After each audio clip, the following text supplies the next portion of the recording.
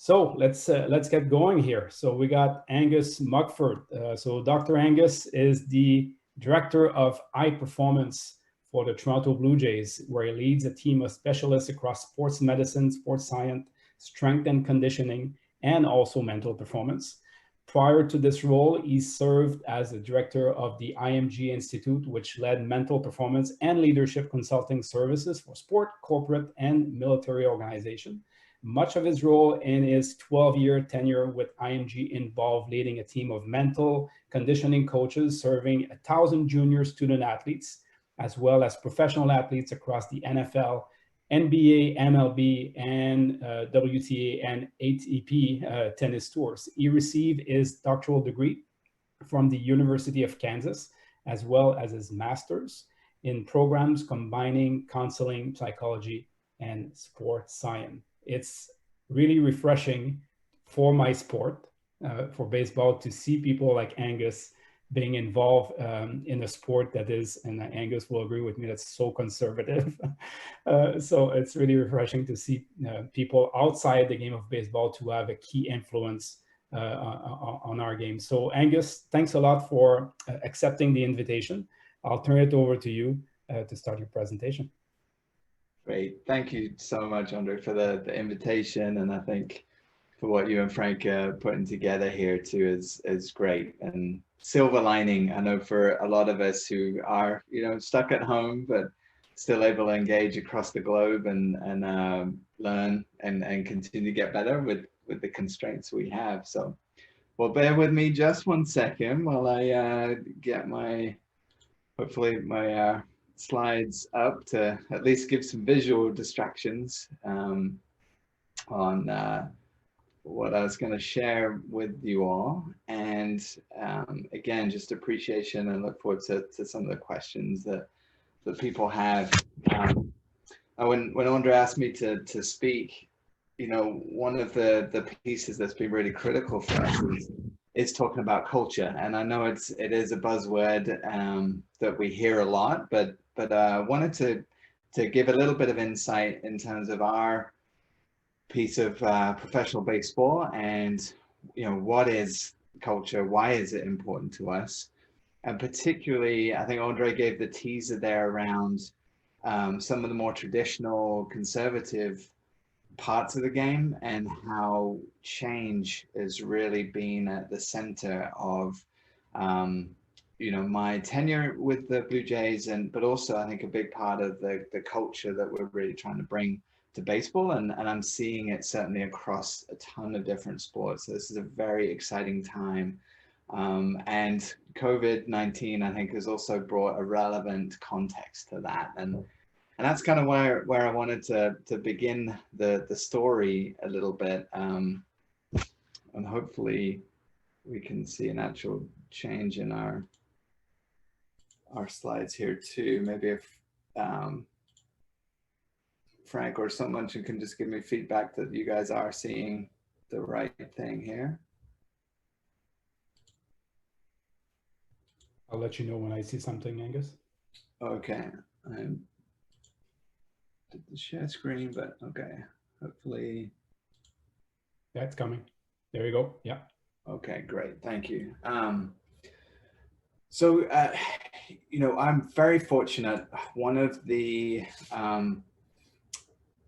I guess, highlights of some of the most learning I've done in my career so far has actually been outside of sport. So I spent my PhD and graduate work at the University of Kansas in the sporting environment, IMG 12 years. It was largely with professional and amateur athletes, but I think my biggest awakening was actually through some great work with the special operations community and understanding more about elite performers, but also some of the best learners that I've ever come across. And so where the stakes are so high in life and death, they introduced me to this concept that they called VUCA. And this is the acronym for volatile, uncertain, complex, and ambiguous environments, where winning and losing isn't always clear cut, where the rules and regulations of a game change. where there's complexity and multiple factors that influence outcomes, and sometimes even clarity over what the outcomes are can be very ambiguous.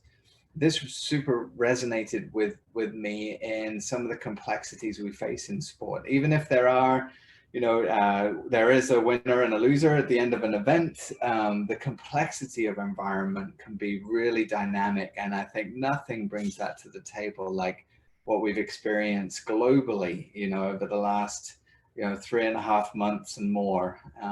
And what that means for, even for baseball, over the next few weeks, and hopefully getting our second round of spring training and a condensed season. But I think for all of us thinking even a year ahead, the ramifications are going to be significant.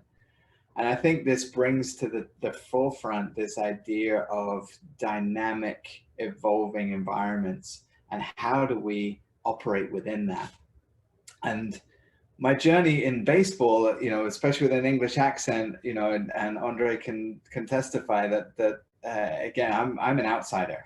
So baseball was not something that was probably clear in my destiny. But Mark Shapiro, the president of the Blue Jays, took a gamble but had this incredible vision. And part of that vision was in context of Toronto specifically. And the context of the American League East, is only 5 teams, but 2 of those teams happen to be the biggest sports franchises in the world, and the Boston Red Sox and New York Yankees. And so having payrolls of $220, $240 million, for their 25-man roster puts them way far in front of any objective metrics for success, where Toronto is objectively supposed to come 3rd every year. And so for us to compete, we have to outperform objective expectations. And part of Mark's vision here was around culture as our strategy, and learning essentially as one of the key aspects of our culture. And so that VUCA environment and how we adapt to maximize human potential in a highly dynamic environment is really at the crux of the shift and competitive advantage that we're trying to create.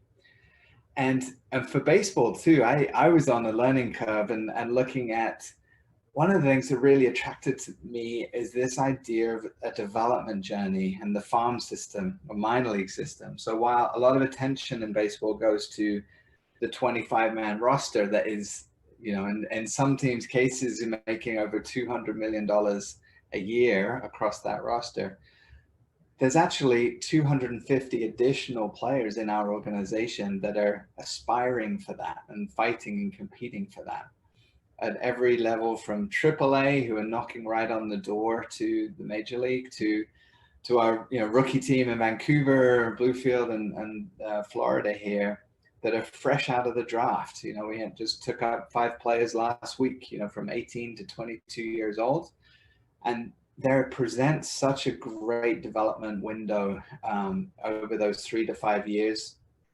But as of now, only about 11% of teams are converting those minor league players to touch the major league team directly at some point in their career. And I know we can do better than that.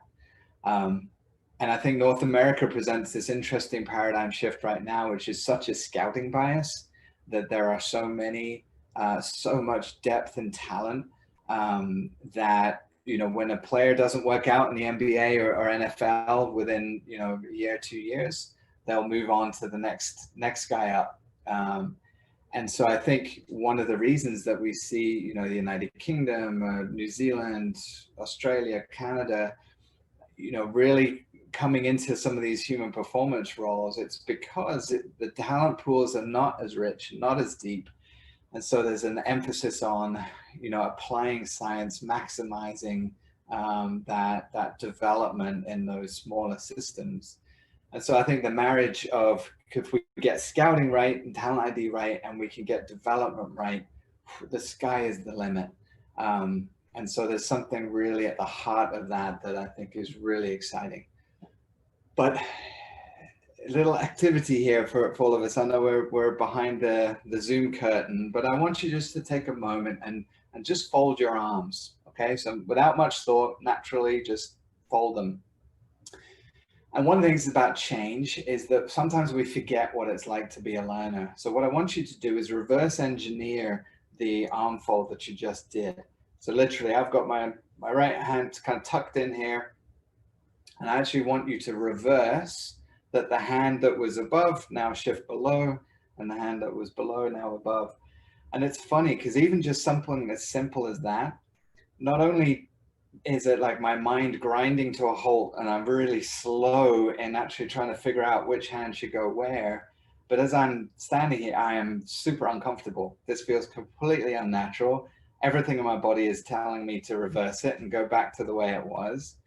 And that's such a great metaphor for change too, right? Is that it's slow, it's cumbersome, it's uncomfortable. I want to revert back to the way it was. But it's so easy from a distance to say, yeah, change. That makes perfect sense. You should do that. But when it comes to our own personal experience, it can be a very different case. And so having that empathy, if you and your organization are championing change, we should remember what that experience is like. And further than that, I've loved, the trans-theoretical model of change by Prochaska and de Clemente is such a good reminder too on the audience and people you're with can be in all different kinds of places with their readiness for that change. And so, as we came in, one of our big paradigm shifts was focusing on each staff member, each coach also as performers. We put so much emphasis, rightly so, on the player, on the athlete as the performer and the focus. But our shift is we want everybody to feel like a performer, how we prepare, how we work, how we recover. But not everyone was ready for that paradigm shift. We can roll out the best education and resources. And if you're in that preparation or action phase, you might be like, great, I want this, I need this, let's go. But for some of the coaches or staff who are in that pre-contemplation, they're not even aware yet and ready for something like that, their journey is going to be very different. So being thoughtful about a context around our situation is so important in navigating change, and something that we've really experienced and try to work hard through. So when talking about change, the frame for me in this very short window, I know, is around head, heart, and guts. So the strategy and thinking, the context of what we're trying to achieve, but also the heart, the people, which I've heard from the presentation so far, and that whether it's hiring, it's development, it's behaviors, we're really thoughtful about how we navigate that. But the guts is that we still need an infrastructure. We need the process and systems to be able to navigate that on a daily basis. So for us in Toronto, one of the first things we really spent a lot of time on was clarity around the mission and vision, and translating those into values that were meaningful, not just as writing on a wall, but more importantly in the daily behaviors. And so getting better every day is essentially our daily mission. But it is to win, right? It is to bring World Series championships to Canada. But it's the relationship between the process and learning with winning, that there's a key relationship. They're both critical. And they translate for us into these daily values, from collaboration, learning, empowerment, achievement, respect. Those are our 5 core values.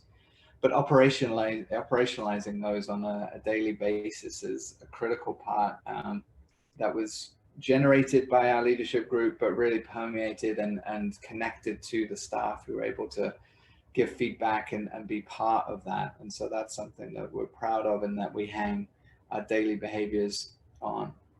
So to clarify a little bit more of that, my role specifically is kind of shifting this multidiscipline idea into an interdisciplinary idea. So we started out with just strength coaches and trainers, and shifting that, we've added 7 dietitians, we have 6 mental performance coaches, we integrated sports science, physical therapy. But it's not about just adding more. It's really about, rather than having 10 disciplines surrounding a problem and each kind of competing for their time, really trying to develop one program, that has the blend of understanding the needs of an individual and trying to maximize their training and their potential. And that power of individualized training is really fundamentally what we're trying to achieve.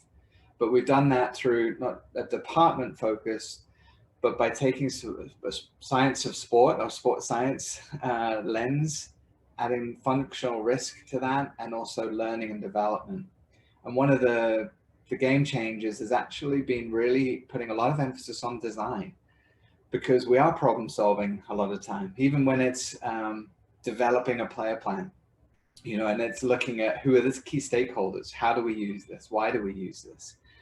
And HCD is a terrific tool that I think is only starting to be used in the sports arena, but I encourage people here to check it out, investigate it, because it's not just about problem solving. It's about being able to surround a problem and all the complexities, coming back to that VUCA concept of different aspects that can have downstream effects.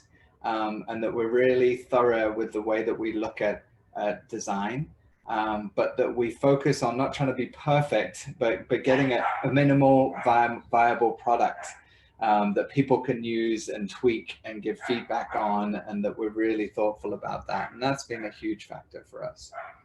Even when it comes to resources. So granted, and I realize not everyone's lucky enough to go out and generate $100 million for a new training facility. And but I think even the paradigm shift of how conventional baseball looks at these spring training facilities in Florida or Arizona, and for us, and Mark and I particularly, for us it was about creating a development center. 365 days a year, how can we optimize and create the resources for development and people, but also in the environment. And so our new facility in Florida took that human-centered design concept, and even from players and staff arriving in the parking lot at the beginning of the day and following their journey into the building, what do we want that experience to look like? How do we maximize collaboration between staff so that we're not all stuck in different offices, but we're creating shared spaces, that with the flow of the day works really well, so that we can integrate measurement and evaluation and feedback into the daily routine. How that we can get even food, as we transition through and in and out of the building effectively. It's those aspects of design that we really feel kind of bring our values, into the daily routine. And again, not just, something that looks nice or sounds good and sits on a wall somewhere. Kind of last piece I wanted to share is also about process. When we talk about the guts and the infrastructure to support the people and the strategy, is also the process of how we interact. And I think this is an amazing part that General Stan McChrystal shared in his Team of Teams work, that went from a very traditional hierarchy that's very familiar probably to Andre with some of that baseball tradition, but evolving that and looking at that as sorry, here, take these away real quick, as this more complex and dynamic flow of team communication. So Stan McChrystal found that in the military setting, the hierarchy was slowing communication down, that the silos created these independent blocks of information that weren't relevant, or missing information was really causing issues with the adaptive warfare of terrorism in Afghanistan and Iraq. And our world is very different, but we would certainly find from scouting having information, from our performance team having information, and R&D having information that was all separated, that was slowing us down, and that people waiting for permission also was a way of slowing us down. So generating these team concept that also allowed high visibility but empowerment and restructure the way that we were seeing our processes have been massive, and really come to the forefront, I think, when we look at COVID and how we've been able to operate remotely, and navigate, quick decision making with as much relevant information as we can. And it's really helped us navigate in a way that I think could have been much more challenging had we not done that. And clearly benefits from technology and tools like Zoom and putting time and attention into infrastructure is significant. And that's really kind of where I end up here. I know this is a short window, but I think the conclusion, when we're talking about high performance, we're talking about culture, we're talking about change, it's hard. It's really challenging. And so that complexity, though, doesn't mean that we don't do it. It means that we are really thoughtful about how we think strategically, the head, we understand our context and we are strategic with our thinking, that we really focus in on people, we invest in people and behaviors, and complement the individuals that we believe in, but also make that scalable and a system of people. And we do that through hiring, we do that through feedback, we do that through clear expectations and behaviors. And that should hopefully be that force multiplier.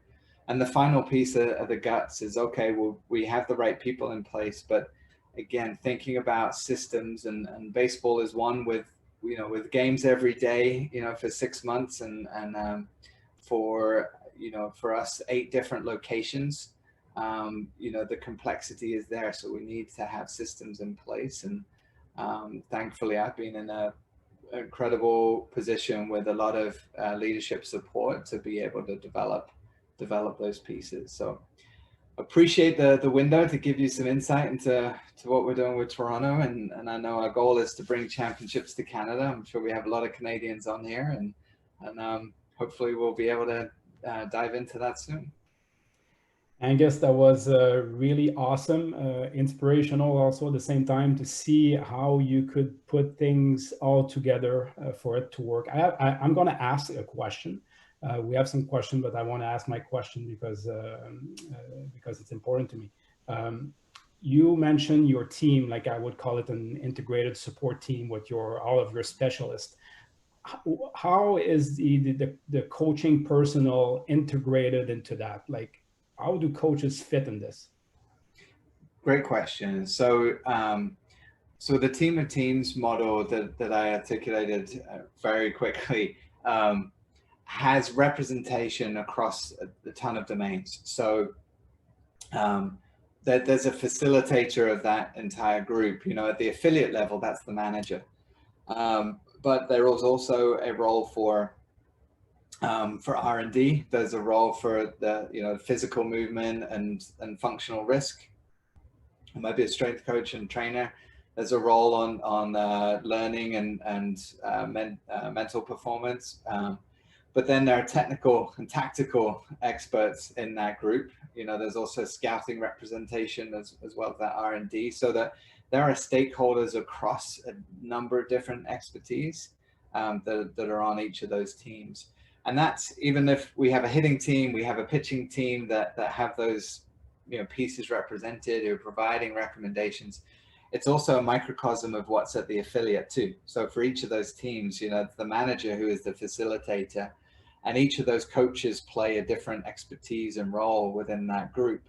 And that they are, providing their own, mission and daily tasks. And clearly it's whether if it's a pitcher, for example, that pitching coach is probably going to act in more of that facilitation role, so that, that player is getting one program, that is physical, mental, fundamental, and in the context of a day, which is, preparing for their work, and, it's doing their work and competing, and then it's recovery, and that prepare, work, recover routine, each and every day is essentially governed by that player and driven with that coach. So that's the concept anyway. Awesome answer. In conclusion, if you were already navigating in the VUCA world, we could probably see now that you're navigating in a super VUCA world with all this pandemic thing and everything. So you're going to be becoming an expert in the super VUCA environment. Angus, thanks so much for taking the time this morning to be with us. Much appreciated. We're getting all kinds flooded by good comments, positive comments, people wanting to know more about everything you've talked about. Thanks so much. Good luck. Hopefully, I'll say we are back on the field soon, so we can cheer for our Blue Jays again in the coming future. Perfect. Thanks so much. Really appreciate it. Look forward. Please feel free to hit me up with questions offline too. So thank you. Good luck with the rest of the day. Thank you, Angus. Appreciate it. Have a good day.